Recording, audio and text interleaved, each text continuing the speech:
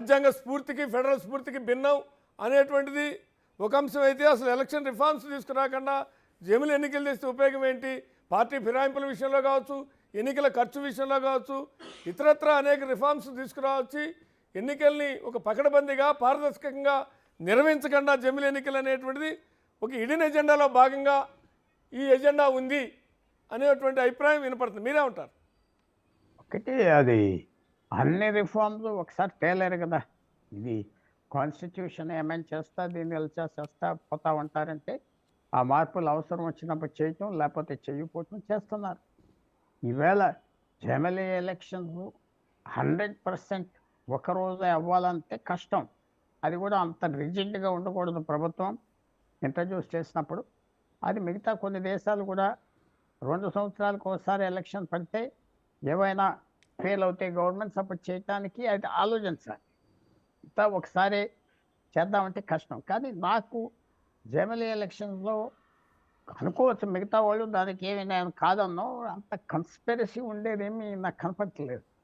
ఎందుకంటే ఒక్కో స్టేట్ ఇప్పుడు మొన్నే 4 రాష్ట్రాలు మహారాష్ట్ర అవని ఒక 90 రోజుల ముందర 60 రోజుల ముందర అయితే కలిసి అయిపోతుంది కదా. హర్యానా అది ఎందుకు చేయలేదు? ఆ హర్యానా కలిసి వెళ్ళిపోతే కాంగ్రెస్ పవర్లో ఉంటుంది కదా. వాళ్ళకి ఎంపీ సీట్స్ బాగా వచ్చినాయి. అది మహారాష్ట్రలో కూడా అదే ఎఫెక్ట్ కదా. మహారాష్ట్ర జార్ఖండ్లో ఎక్కువ సీట్లు పూర్వం కంటే వచ్చినాయి. జార్ఖండ్ ముక్తి మోర్చాకి గవర్నమెంట్ ఫామ్ చేశారు. ఎంత మరి ప్రతిదీ కాన్స్పిరసీ అయితే కష్టం. రెండోది ఏంటంటే ఒకవేళ ఈ చట్టం మంచిది కాదనుకోండి తర్వాత మార్చుకోవచ్చు.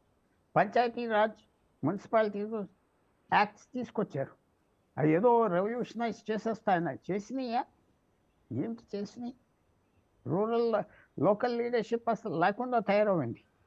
అది ఏదో చేసేస్తాదని తీసుకొచ్చారు. జ్ఞాపకం ఉన్నది కదా. పంచాయతీ రాజ్ యాక్ట్, అర్బన్ మున్సిపాలిటీలు అది సిస్టమ్ పెట్టడం ఇలా చేయటం అది పని అవ్వలేదు కదా.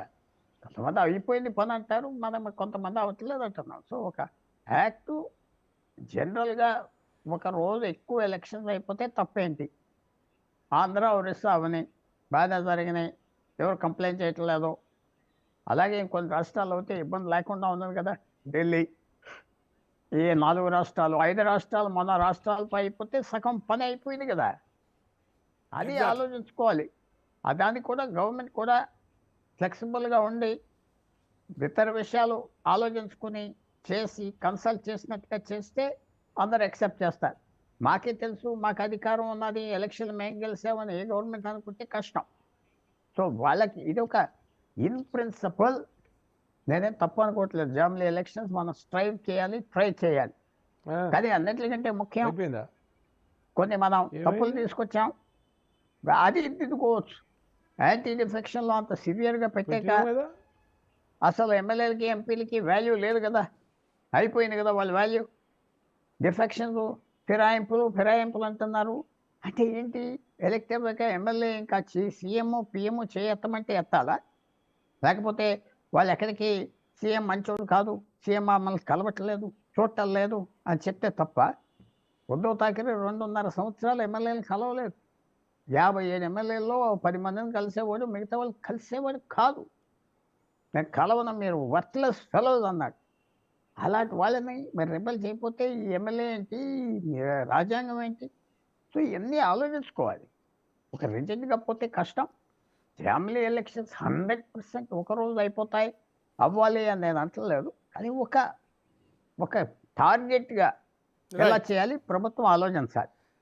అన్ని కలిపితే సీతారాం నాయక్ ఇందాక పుల్లారావు గారు ఒక అంశం లేవనెత్తారు. జమిలి ఎన్నికలకు సంబంధించింది చిత్తశుద్ధిగా, నీతిగా, నిజాయితీగా అట్లాంటి వైపుగా అడుగులేయాలనుకుంటే 1 నెల 2 నెలల తేడాతోనే హర్యానా కావచ్చు, మహారాష్ట్ర కావచ్చు, ఇవన్నీ పార్లమెంట్ ఎన్నికలతోనే కలిపి పెట్టేసి ఉంటే ఒక 4-5 రాష్ట్రాలు అయిపోయేవి కదా. ఆ రకంగా కాకుండా వెయిట్ చేయాల్సిన అవసరం లేదు కదా. ఒక 2 నెలలు 3 నెలలు బిఫోర్కి జరుగుంటే ఒక 4-5 రాష్ట్రాలు పార్లమెంట్ ఎన్నికలతో కలిపి జరిగిపోయేవి అనేటువంటి అభిప్రాయాన్ని కూడా వ్యక్తం చేస్తున్నారు. అది ఎందుకు చేయలేదు అనేటువంటిది కూడా ఒక అంశంగా ముందుకు వస్తుంది. అంటే వాళ్ళకి లేదు, ఇప్పుడు నువ్వు చట్టసభలో దాన్ని అమలు చేయకుండానే 3 నెలల ముందే డిజాల్వ్ చేస్తా నీ గవర్నమెంట్ రమ్మంటే ఎవరు రారు కదా శ్రీనివాస్ గారు, మీకు తెలియంది ఏముంది. అయితే ఇప్పుడు 40-45 సంవత్సరాలు కాంగ్రెస్ పరిపాలించినప్పుడు